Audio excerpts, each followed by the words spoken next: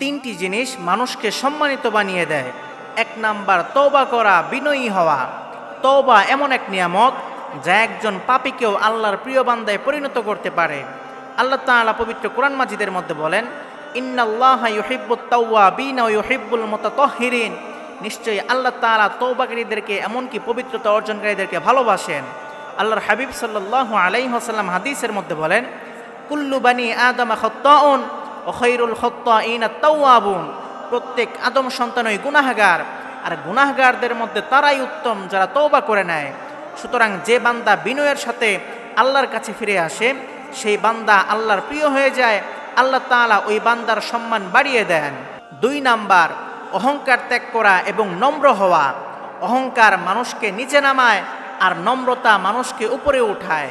আল্লাহর হাবিব সাল্লাল্লাহু আলাইহি ওয়াসাল্লাম হাদিসের মধ্যে বলেছেন, যে নম্রতা থেকে বঞ্চিত সে সকল প্রকার কল্যাণ থেকে বঞ্চিত। 3 নাম্বার মানুষকে ক্ষমা করা। ক্ষমা করতে পারা দুর্বলতার পরিচয় নয়, বরং এটাই একজন প্রকৃত মুমিনের পরিচয়। আল্লাহ তাআলা পবিত্র কোরআন মাজিদের মধ্যে বলেন, ওয়াসারিউ ইলা মাগফিরাতিম মির রাব্বিকুম ওয়া জান্নাতিন আরদুহাস সামাওয়াতু ওয়াল আরদ উইদ্দাত লিল মুত্তাকিন।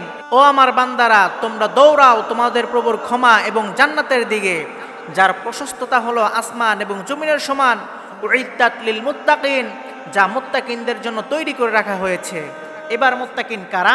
আল্লাহ তাআলা পরের আয়াতের মধ্যে বলে দিচ্ছেন, আল্লাযীনা ইউনফিকুনা ফিস সাররাই ওয়াদ দাররা ওয়াল কাযিমিনাল গায়জ ওয়াল আফিনা আনিন নাস। মুত্তাকিন হলো তারাই যারা প্রকাশ্যে এবং অপ্রকাশ্যে আল্লাহর রাস্তায় ব্যয় করে। ওয়াল কাযিমিনাল গায়জ, এবং নিজের রাগকে নিয়ন্ত্রণে রাখে। ওয়াল আফিনা আনিন নাস, আর মানুষকে ক্ষমা করে দেয়।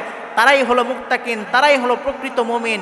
আর ওই সকল মুমিন বান্দাদের জন্যই আল্লাহ তাআলা আসমান এবং জমিন সমপরিমাণ জান্নাত তৈরি করে রেখেছেন।